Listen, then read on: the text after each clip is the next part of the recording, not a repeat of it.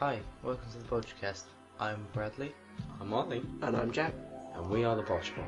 Right, before we start our podcast today, I've got to quickly ask these guys because they actually arrived at about 9 o'clock and the train they were supposed to get to my house, this being the first podcast we've ever done in the same room on one microphone that I purchased myself at my house. These guys were late by about an hour or so to my house, which is not acceptable really because we should have done the podcast, then fucked about, then gone to sleep. But what's happened is we spent an hour and a half after they should have arrived preparing and then doing the podcast. So how were you guys actually late? Well, today was going to be a very, very long and very annoying day as it was. It'd be very fun because we'd be recording this. Yeah. Hello. But I'd gotten up at work at 7 o'clock, left work at 1 to take my girlfriend to the hospital, gone back to work. Blah blah blah. From work, I then finished at 6 p.m. 6 p.m. to then get a train with Oliver at 7:06 p.m. So I had to rush from work to my girlfriend's, pack away and pick up all of my stuff for this podcast, and from there, which is about a mile, to the train station, I had 20 minutes. And in that time I had to contact Oliver, which I couldn't do until I reached the train station. Well, I basically took an afternoon nap, so I was kind of like, oh, what's going on? I'm receiving a call from someone. Oh, it's Brad, and said, hey Brad, what's going on? Oh, you need to get on the train. The train station is only around the corner from where I live. You get to the train station. I get to the train station and realise that the train was delayed for 50 minutes. 50. Yes, and it appears that it was delayed for that long because of disruptive passengers, which could only mean that someone on the train murdered someone or the train was being hijacked. Yes, there was blood all over mine and Oliver's seats. Or everywhere. There were chavs on the train having fights and throwing bottles at each other, causing the delay. You guys said there were police on the train? There were, I counted 3, I read what it's on the back, transport officers. They were police though, they have massive police on the back. Right. And as they were gathering statements from people who were just really fed up with what all the yobs were doing and what they were causing in the train, Yeah. I just quickly asked the police officer very kindly to just give us some juicy information to talk about eventually in the podcast. And he just basically said that they were just throwing bottles and being a complete nuisance to everyone. Bit of research for the podcast. Well done. Yeah. Aside Like, from this, like though, a real journalist. Oh yes, the story does go on though. So we're finally on the train. We're getting to Westbury. We're here. We're at Westbury. We're still on the train. Okay, time to get out. We're stood still now for about 3 minutes. Can't open the door. I'm pushing the open the button door, which needs to be green to open, by the way. And so I'm pressing it, and all of these chavs, yobbos, We're commentating over youth that are very, very Troublesome. Now, to translate that to international listeners, in America you would call them wiggers or just white trash, which would be the general term. Or in Australia you would call them bogans, which is the phrase. I don't know if wigger is kind of a racist term. No, wiggers is like white people acting black, I believe, okay. which is similar That's almost to like how chavs in the chavs UK. behave. We'd like to apologise to anyone that is. We'd also like to ask them to please stop being absolute Chavs. Bogans or wiggers. Anyway, these guys were commentating over you trying to press the button to get off the train. Yes, they were saying, "Oh, go on, push the button, mate." Oh look, you tried to punch the button at one point. Yes, I got so angry at it that I hit the button. Nothing still happened, and then finally it lit up. The lights in my eyes were glistening. Pushed the button, and me and Oliver pretty much force walked. Halfway towards a Joker impression there. Now, So- just to add to that, we frantically did it. We We as did, quick because as we could. actually wanted to get out of that hellhole as soon as possible because it looked like they were going to kick off and continue what they were doing before we got on the train, which was, whatever trouble they got into. As soon as we were out the station, there was a police officer with one of the members of staff of the train station walking towards the people that had just gotten off the train. I'm glad me and Oliver got off the train when we did, otherwise we probably wouldn't be here right now recording this podcast. I can just say that's typical, because this is actually the first podcast we've obviously done in the same room at my house, and I've never had a single issue apart from a few delays on the trains before getting home to Westbury.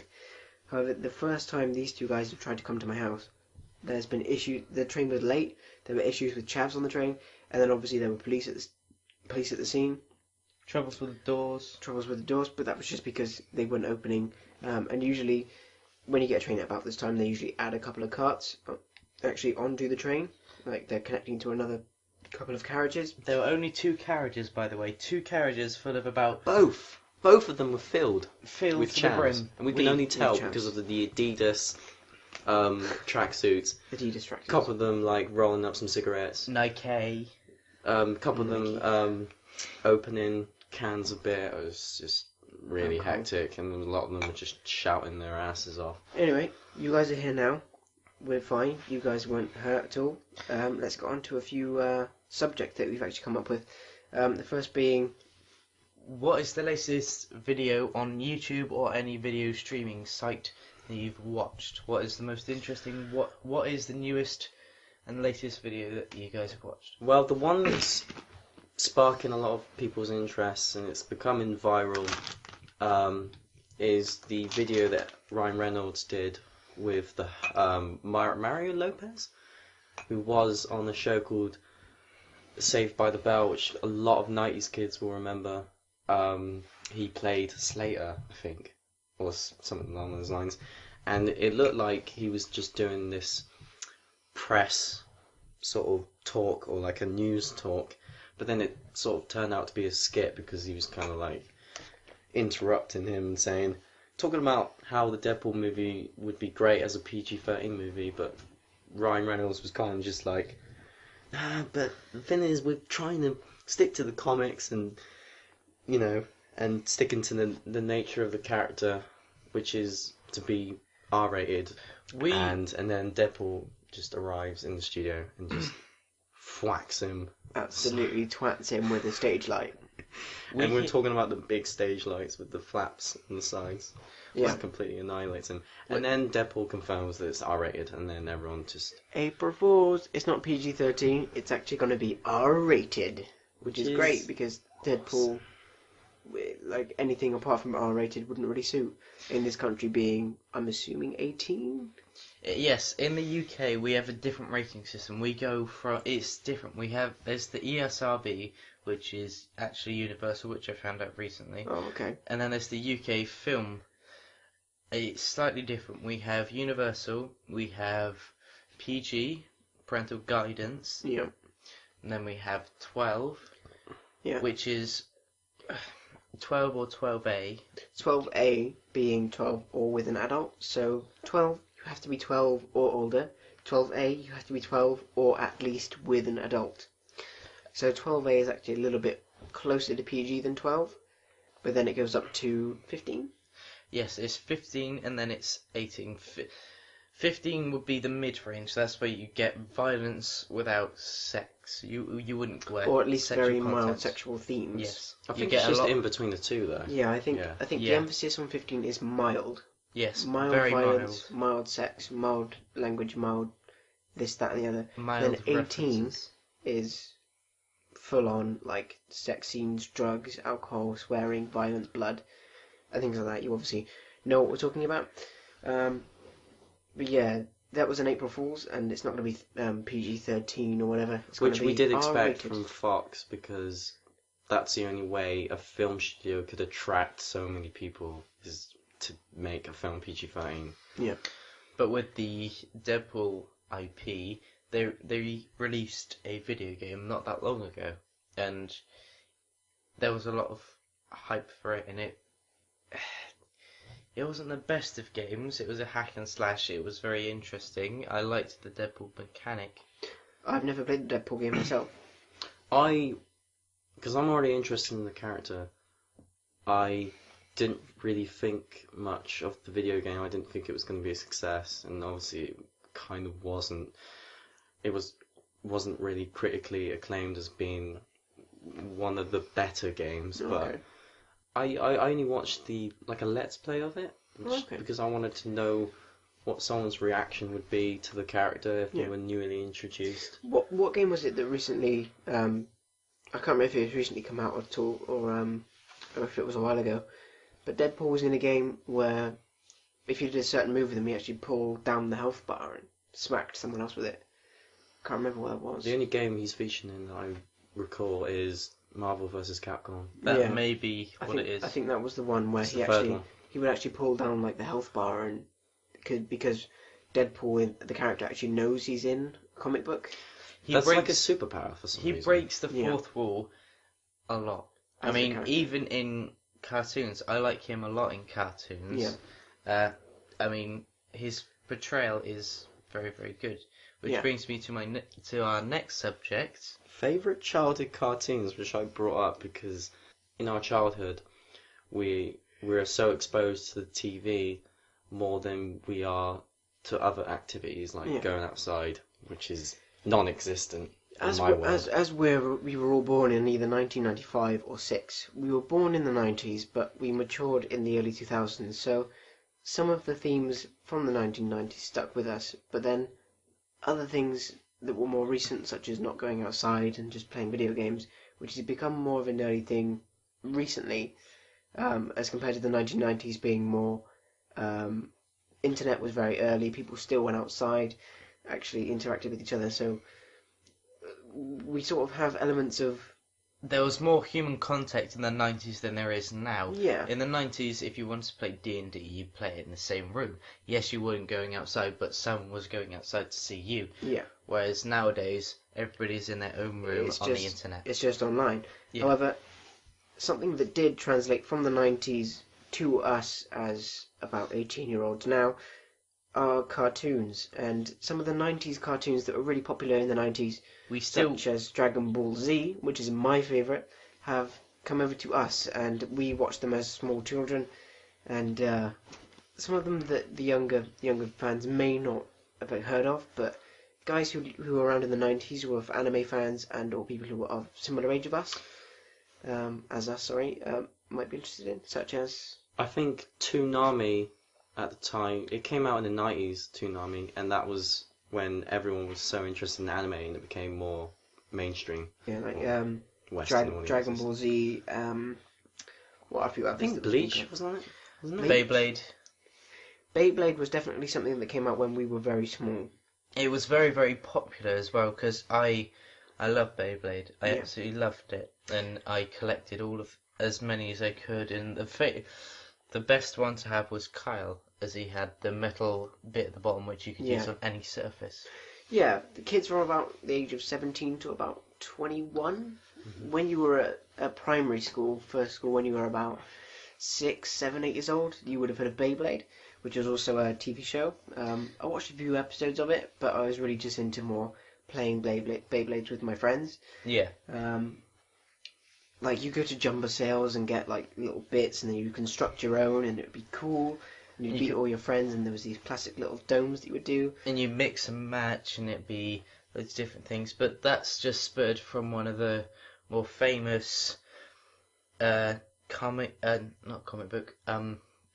more famous animes to product, or technically it's product to anime to product, which is... To be honest, if we had to really introduce what Beyblade was, it's just a cooler version of a spinning top. Yeah, it's basically just spinning tops, but with a cool anime on the side, and which made it cool. Which it had little icons of like little monsters. Bit monsters. And then But talking about animes, Beyblade as it is it's a follow-on from another very famous anime series, which is based on a video game by Nintendo, which is called...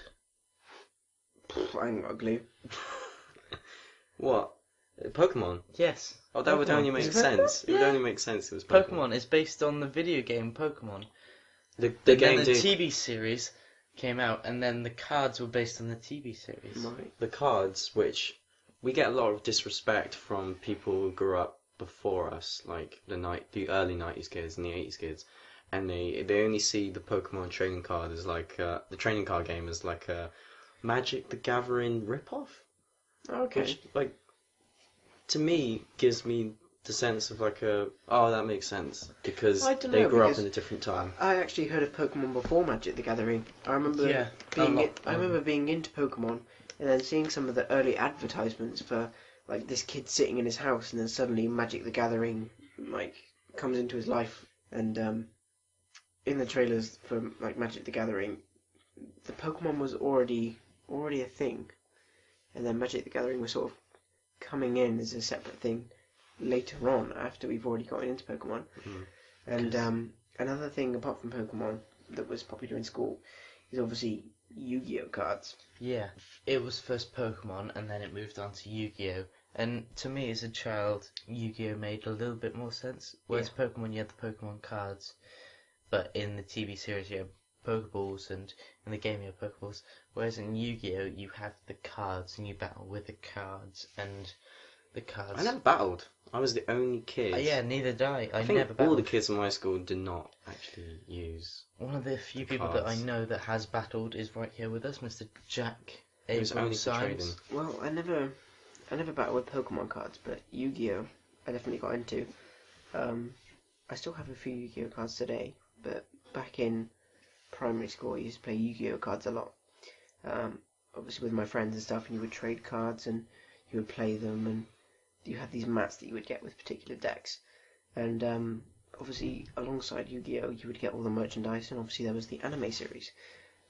Yeah. The original Yu-Gi-Oh anime series, obviously there was Duel Monsters before Yu-Gi-Oh, but it really got popular when the actual Yu-Gi-Oh series came out with Yugi and Joey and Taya, and obviously there was the Exodia cards and all of these rare, cool cards that you wanted to get as a kid. And a few kids who had parents who had fair bits of money managed to get the cards like Dark Magician and Blue Eyes White Dragon, but the us kids who didn't really have all that much money and could get maybe a booster pack a week had some of the lesser known cards, but would every now and again in booster packs get like quite a rare card. I think the rarest card, Jack may need to clarify or help me with this. I went to Mallorca. It was the first time I'd ever been abroad, ever been in an aeroplane, and I bought Yu-Gi-Oh cards because they were very big at the time. And I bought a card that I didn't realise it was the foreign version of it. And in the UK, the card that I had, I had two very rare cards that were in the UK. I had Blue Eyes Ultimate Dragon, and I also had a card. It was like a It's massive... the three-headed one, right? Yeah. Because the ultimate one's Blue the Eyes three-headed one. Which was... Blue Eyes White Dragon. If you had a polymerization card, you could fuse 3 Blue Eyes White Dragons. Getting 1 was rare enough, but getting 3 was amazing. And then if you had the polymerization card, you could fuse them into the Blue Eyes White Dragon, which was a freaking rare as sugar fusion card that was really This is powerful. a family show. Yeah. And when we were kids, that was like, apart from Exodia, that was the absolute best card you could get. I had that, and I also had... It looked like a Titan. But in the UK, you had to have both arms, both legs, the body, and the head. The legendary Exodia. Yeah, I had that in a single card.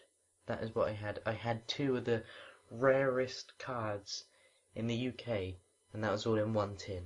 Funny, because I only had the Japanese versions Yeah, because but they were so rare. I had to actually go to like one of those market stalls, and they would have like the most rarest cards, but the Japanese versions, and I would get those. It's just the only thing is, The whole set. I don't think they ever actually brought out an official Exodia card, so I think maybe the Exodia you got wasn't quite real. Yeah, I think it may have You been... were in I Spain think, after I all. think you Yeah. may have got a counterfeit Exodia there. Possibly.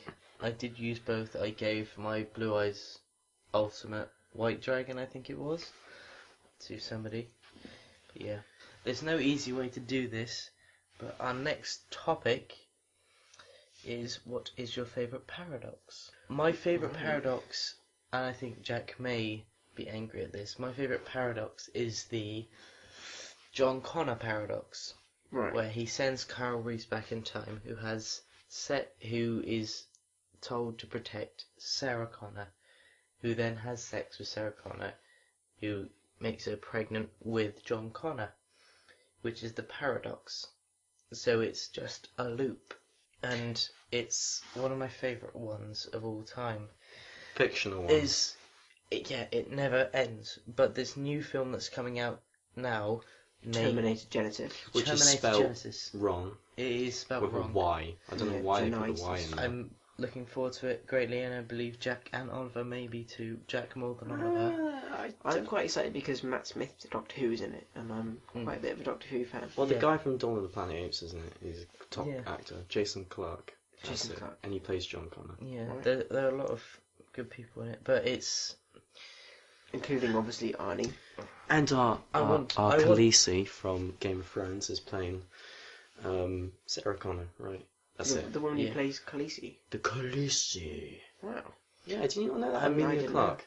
I'm very much looking forward to how they sort out the paradox, how they make it, how they work around it, and how they change it completely. Yeah. As it completely cuts off, it's as if it's a new section of the map that we've never seen before. Yeah. I think I saw a trailer for it, and it sort of it followed the original movie up to a point, and then Sarah Connor crashes with a truck through into the clothes store. It says, "Come with me if you want to live." That follows the second film. I don't know how, because the T-1000 in it, which is played by Bruce Lee. Was that the second film where he was in That the the clothes second shop? one. The second one was. I think it was the first one The where he first was in one the he clothes was in the shop. clothes shop, but it's the T-1000, which is from the second film. Right. And he starts out in the first one, and goes to the clothes store where he's chased by a police officer. Yeah. Which just so happens to be the Terminator. The T-1000. T-1000. It's definitely a film I'd check out, but first I would definitely suggest watching 1, 2, 3. Not necessarily Not the fourth necessarily. one. Yeah. Salvation. Salvation. Yeah. Salvation is alright. It's a good film, kind of, but it's 1, 2, and 3. Yeah. But does it count as continuity, is what I want to know. Because I haven't watched it yet, but I feel like I want to watch it just for continuity purposes. Yeah, Genesis you want to watch 1, 2, and 3 for continuity purposes. But not It's Salvation. Yeah, I think Salvation you won't get anything. I think Genesis is for the Terminator fans who have watched all of them. Yeah, Makes sense. it's built for it. It's what 4 should have been. Like, if obviously you can watch it if you haven't watched the old ones. But if you have watched the old ones, it's got more meaning because it follows the original movies through to a certain point and then changes it. Obviously there will be a few bits that will reference the old movies, but then there are overall you could watch it without watching them all, and it would still be a great movie. I mean, originally the Terminator was the T-800 was the first Terminator. He was a bad guy. In this film, it looks very good. I don't want to give too much away, but the T-1000 is in it, which was the second film, one of the Terminator 2, Judgment Day, which was one of the best films, the best sequels of all time. From a fan, like a fan that's not technically a fan but loves the films. Yeah. I still think it's a brilliant film. Like in itself, like on its own, it's a fantastic film, like action wise and script. Okay, that was my favourite paradox. What is your favourite paradox, Jack? To be honest, I can't really think of any. I think the Terminator thing is not so much a paradox than a time loop. Paradoxes. Which is Well, there are all a kind of paradoxes that you could create by buggering around with time. Yeah. Talking about buggering around with time and creating paradoxes. Currently, the year is 2015, which for fans of the Back to the Future series will know is the year that Back to the Future 2 was set in. Bradley will know more. Yes, we are all in flying cars. We're flying cars. We've got 80s style futuristic gizmos. Hoverboards. We've got hoverboards. We wear silver helmets. We wear bike silver helmets. helmets. Self-tying laces. Yeah. We have baseball bats that raise themselves. We have soundboards built into our bodies. We have 50s diners that look futuristic. So they're 50s diners and they look futuristic. Yeah. It's a slight contradiction there. What's kind of cool is That's they cool have to know. actually invented a hoverboard. Yeah, But I read about this recently. It uses 4 electromagnets to create a field around a metal sheet on the floor. Basically, they've got a metal floor that this thing will hover on. Obviously, you can't control direction because it kind of just Hovers around. repels against the floor, so you can float basically. And there's no real way yet of controlling this. They're but working on it though. they do technically have a skateboard that will hover, and that's pretty much it. There's no real self-tying laces or anything like that. I don't know if they're going to reveal that later in the year or. Actually, Nike actually made those for the film. They made self-tying shoes, and it's absolutely brilliant. Apart from hoverboards and them making them for the movie, there isn't really too much else that we've really accomplished. I don't know if they'll specifically try and seek anything out for the Back to the Future, or if they'll do any Back to the Future specials or anything.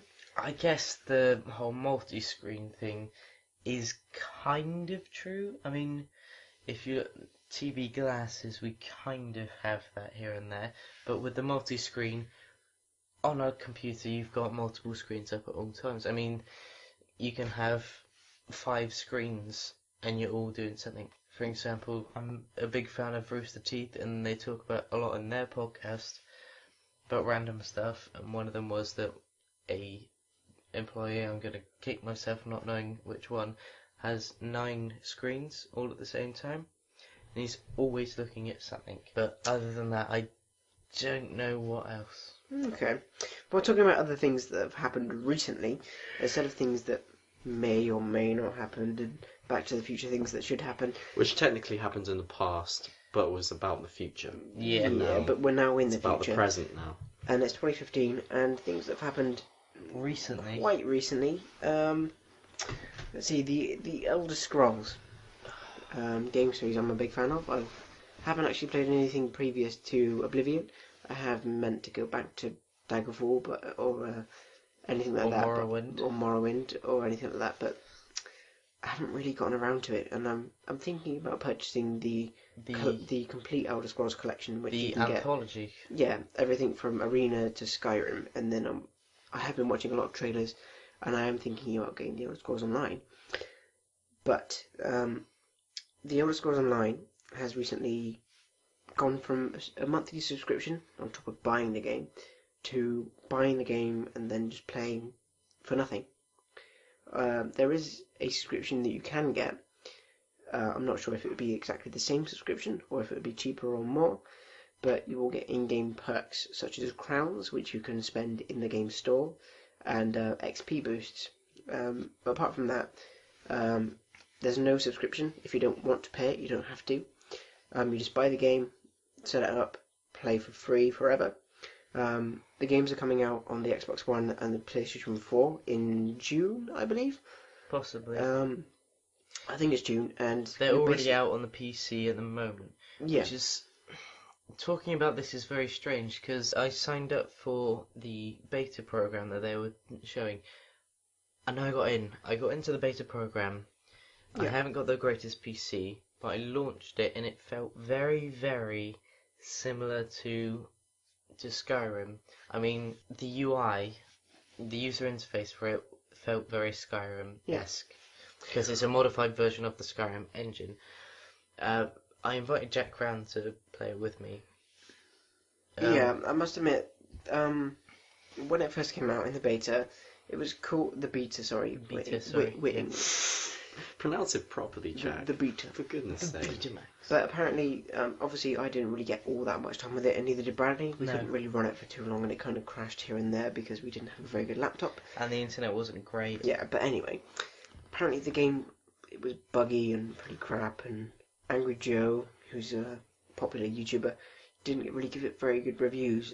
But in 2015, apparently, because it's gone pay once and play forever, and the console releases are coming out, it's sort of had a resurgence of popularity, as it were, and it's really caught my eye. And I think because it's becoming free to play, apart from obviously purchasing it initially, I think they're going to get a massive boost of fans. And I think anyone listening to this should really look at a couple of the trailers, look up a couple of reviews, and see if the game's any good. Join me on the game when I actually purchase it in June on the Xbox One. Especially those that have played Skyrim. When I played the beta, it felt very Skyrim-esque, but modified, and I could see that it was modified. That is one of the few Bethesda games that I've played. I've played Fallout 3 as well, because of Skyrim. I don't know, it's in a different engine, and I've purchased Oblivion. I've played a small amount of it. Wasn't to my taste. Yeah. Oliver, you were going to say something? I was just going to say that in recent times, I think a lot of video games have just been receiving a lot of slack. With, everyone having access to the internet, they can really just say whatever they want, in opinion-wise. So I was just thinking about the video game Battlefield Hardline, which is getting a lot of slack. Yeah. Yeah. A lot of reviews have said it's trying as hard as it And it's can not be. as good. Yeah. Well, a lot of have said it's trying as hard as it can be to not be Battlefield and be its own thing. From what I've heard of it, it's very good. It's good. It's not Battlefield. It needs to remove the Battlefield logo because DICE aren't working on Battlefield. They're working on Star Wars. Star Wars Battlefront, which is one of our favourite things. Yeah. Talking of Star Wars, Harrison Ford was actually discharged from the hospital recently, apparently. I Yeah. don't really know too much about it, but apparently during the filming of Star Wars Episode 7, he actually got one of his legs trapped under a door. He also... That was the one occasion, but And that was the one occasion we and then mentioned in the last podcast. He got out of hospital after that, and then went flying in his plane because he actually has a pilot's license. And he crashed. But we just wanted to update everyone from the last podcast that happened, but also he's out of hospital now. We may have mentioned in the first podcast we did. I think it may have been the or first second or one. the Yeah, that second. he actually crashed his plane through a tree onto a golf course, and he went to hospital. Apparently, he walked away from the event with a few injuries and went to hospital just to make sure. And he has been discharged from the hospital, and apparently he's doing quite well. And his son was actually tweeting out that he's a really tough guy, like Indiana Jones tough in real life, and he's actually he's Indiana Jones and Han Solo. Obviously, he's Indiana Jones and Han Solo. Han Solo in slightly in real life too. Obviously, I mean, any of the characters he played may not be what he's really like, but apparently he's quite a strong individual. I mean, I said last podcast, and I'll say it again. Life really just wants to kill him, and he's not taking that for an answer. I mean, look at the fourth Indiana Jones film. He survived a nuclear blast. If he can survive that, he can survive a plane crash. In Fallout New Vegas, they actually made an Easter egg towards that, where they actually had a fridge with a skeleton in it, with a suave gambler hat, I think Do you see the hat? And you can actually collect the hat and wear it yourself. It's stupid. It's a reference to It's a terrible movie. It's an Indiana Jones movie. That I doesn't liked belong. the movie. Jeremy Clarkson has been fired from the BBC. He's been fired from Top Gear and fired from the BBC, even though his contract with the BBC for this season, for this series, is still going until on. the end of April, when it would be renewed. Yes. It's not being renewed, but apparently, according to Bradley, It's been rebranded. they're rebranding Top Gear as the Hammond May Clarkson Live. Something like that. So his name is in the title. Yes. So I don't think what this does is that actually mean? happening, but I know that they are apparently still doing their last live show before the contracts are up. Yeah. But apart from that, I'm fairly sure they're just completely quitting Top Gear altogether. Yes. See, what I thought it was going to be some sort of hologram show. Yeah. Like something you get out of a Like concert where they Tupac. did one for Tupac. Shakur, the Well, late Top Gear has rapper. done like a number of live shows before, such as Yes. the one where Jeremy Clarkson This hologram will come. actually drove around the stage because it had a V8 engine in it. But I think that they might just be doing a few more live shows, and then that's it for Top Gear. Both Richard Hammond and James May have said that they won't do it without Well, him. they have refused to film without him before. And James May, in an interview outside of his house, kind of said that he wouldn't really want to do it without Clarkson. They've been doing it for so long, and they've done it for years, and they're the biggest income for BBC. Yeah. This is overblown. Yes, he should be punished in the form of, say, they were doing one of their famous challenges, and one of them had a Maserati, and another had a Lamborghini. Then Clarkson had like a Fiat Punto. Throughout an entire series, he'd be punished for what he did, which would make it both comical Silly and Clarkson. and he'd learn from his it's mistake. just he was on the final warning about some racial stuff that he did before, and the BBC's their hands were I kind think of he's done a tied. ton of controversial stuff. With this Based most on recent something else. fracas, as it was called, with the producer when he apparently hit him and was insulting him for the rest of the night, and the producer had to go to A&E because of his lip or something. I think Top Gear is basically done. Jeremy Clarkson, after his contract is up, he's not going to be back in Top Gear anymore. And he's not going to be really on the BBC anymore. He may move on to other things, but I don't think he's going to be in the BBC anymore. Let's just check out his Twitter a minute. I recently saw a tweet by him saying something along the lines of, When he says recently, he means we're looking at it right now. he said, "If only I had touched up a small child instead of Yeah. punched a The producer, BBC would have covered it out. the BBC would have covered You it can't up," get which more is very... controversial than that. Oh no, That's very, terrible. very controversial. No. I think he really delves into a lot of sensitive topics and just tries to piss a lot of people off. Yeah. And he's done that numerous times before. Well, there's only so much we can really beat out of the subject. Moving on to something completely different. Completely different. We recently, well, I say recently, before this podcast series ever started, Jack Symes recently got a book. Yeah, I got a gift from a certain lady who I love very much. I actually received the Tolkien Dictionary as a present, and I actually lent it to a friend, being Bradley, who's Hello. next to me. Yes. He started reading through it, and it's all something called Amon Amarth, which actually stands for Mount Doom. Yep. And it turns out Amon Amarth are a death metal band who I used to be into in the dark days. I have a poster on my wall from a band called Amon Amarth, and they have a volcano in the background, which could be Mount Doom. I don't know if they're infringing on any copyrights there, but Which we're looking at right now, we think that's the most badass poster we've ever seen Yeah, for it a really band is. or an Yeah, artist. now that we know about this, because I've said it, it makes the poster seem that much more. yeah, it's a poster I was given by a friend a long time ago about an album they brought out called Surtur Rising, and it was by a band called Amon Amarth, and they have a volcano in the background, and this dictionary says that Amon Amarth means Mount Doom, and I thought that was really cool, and it was brought up by Bradley while he was reading it at work. Mystery solved. Yes. Yeah, Yes. and it's just really cool. And if you guys have never heard of the band Amon Amarth, check them out. They're a death metal band, so they might not be to your taste. But Yeah. Amon Amarth means Mount Doom, so that's cool. And A lot of fans have probably been speculating that on their Facebook and Twitter pages. Like, does your thing mean Mount Doom? And then they Possibly. probably didn't respond because they wanted that to remain a mystery. But now we found out. Exclusive BOJPOD information right Yeah. here, people. Talking about Doomed, is the Command & Conquer series doomed? After their free-to-play thing, Generals 2, I think it was, that they were going to bring out for free-to-play? Originally, Command and Conquer Generals 2 was supposed to be the newest game, following the very disappointing Command and Conquer 4 Tiberium Twilight, which was voted for by the fans. It removed all of the normal game mechanics. It removed the base building, the unit building. It removed all of it.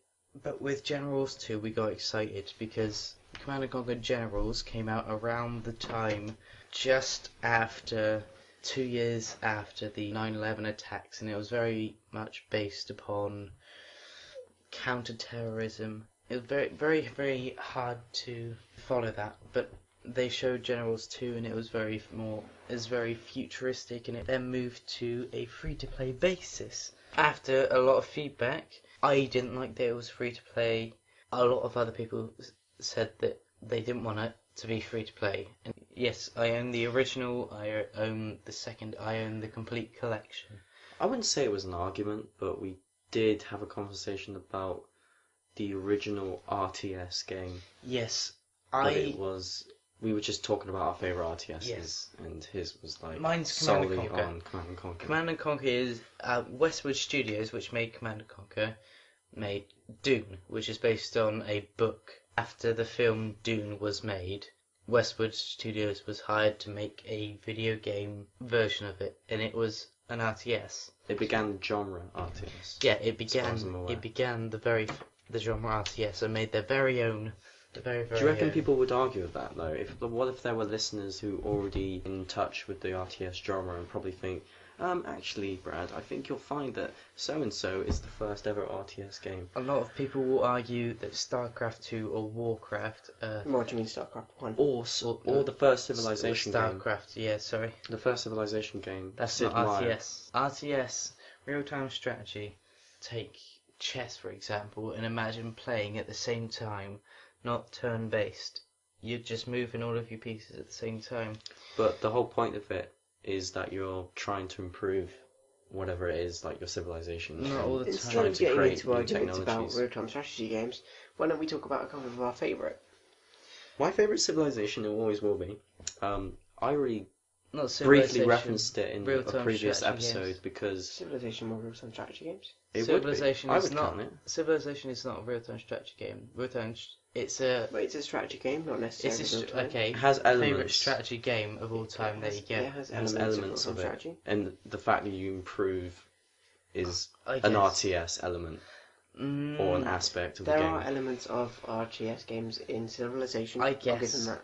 I Yeah, guess. and the first one, as far as I recall, is one of the first RTS games. Dune is by Westwood Studios, who then created their own IP, Command and Conquer, and then Command and Conquer was cloned to make things like StarCraft, which in some people's lights perfected it, and then there's the Warcraft series, which has turned into World of Warcraft. I think it's safe to say Bradley's favourite is Command and Conquer. And Yes. always will be, and he'll It always will. defend it. I always defend it. The first RTS Almost game always. I ever played personally was Red Alert 1, The first one, yeah. the first one.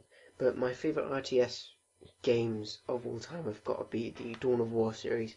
And I mean the first one and its expansions. The second one, a bit disappointing, but Dawn Yes. of War 1 through Soulstorm were great RTS games, followed closely by the quite recently introduced to me by Bradley being the Company of Heroes, which is sort of a gap between Dawn of War 1 and 2.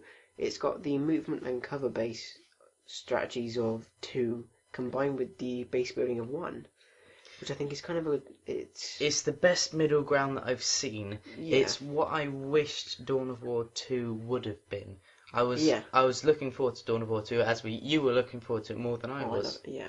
Yeah, and it had the best of both worlds. It had a very simple cover-based system, but it had more improved versions or more simplified versions of the base building. Okay. It's very clear that they were moving on towards Dawn of War 2 series, which isn't the greatest. Before Bradley goes on for an hour of ranting, Sorry about that. let's get back to our Stop original defending point, Command which and is Conquer. Command and Conquer kind of disappearing. Yes. I think the whole RTS genre was disappearing. I think that was a trend in itself, and then it just sort of withered out. It is after a slowly certain disappearing. Yeah, apparently, I don't know if you've already mentioned this because I did I actually go out have. of the room for a little bit. I have mentioned Obviously that the it free to went play, free to play, yeah. and it's been cancelled and it's not really going anywhere. Talking about careers not going anywhere, Justin Bieber. That's a brilliant. It's a brilliant It's transition. the most amazing segue ever. That is absolutely brilliant. transition. He recently had a roast. I don't know what happened there because I didn't watch it, but Ollie, you've watched it. I'm the only one that watched it.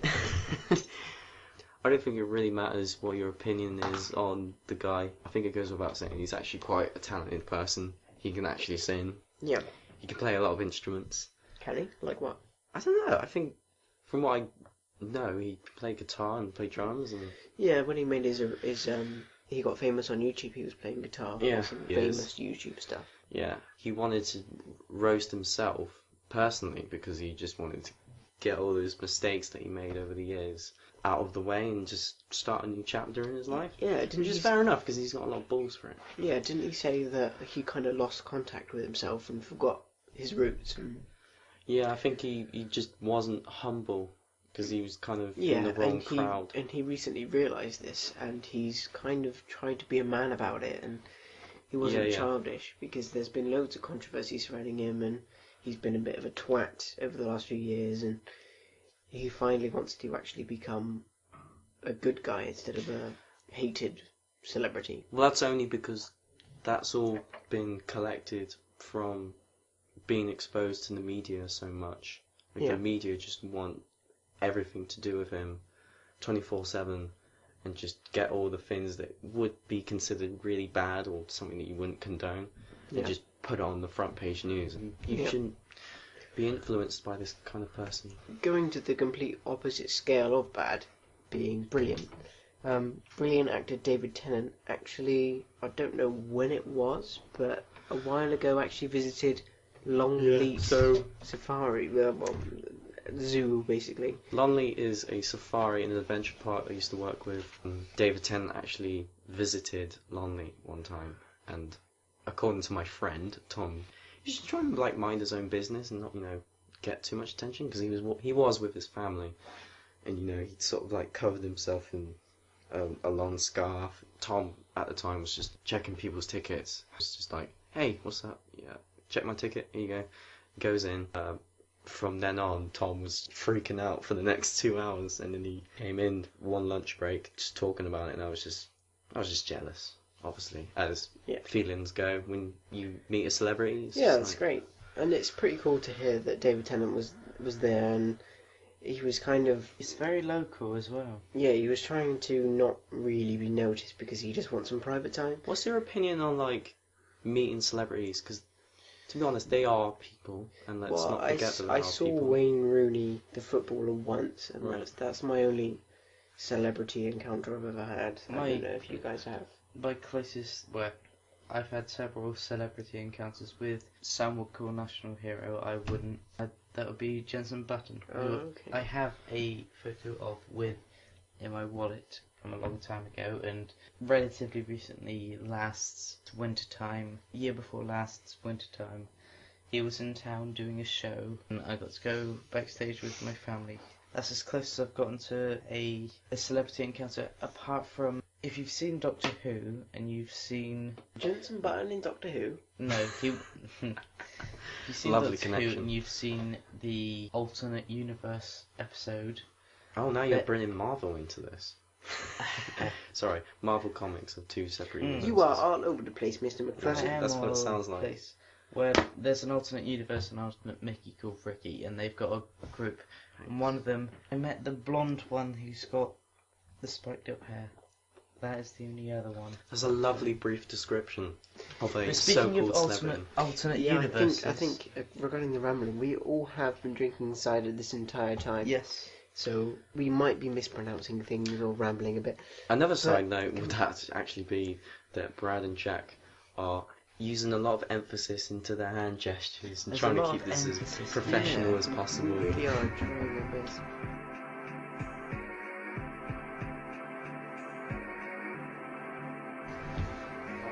Hello. Sure. We're closing up now. We could just redo it in the morning. Yeah. Well, this podcast Let's just redo it in the morning. Wait, I'm just doing this. Let me save it. Click on Audacity. Just click on the actual program. No. I control this. Click on the program. Yeah, I will, don't worry. I'll save it. Save it as law.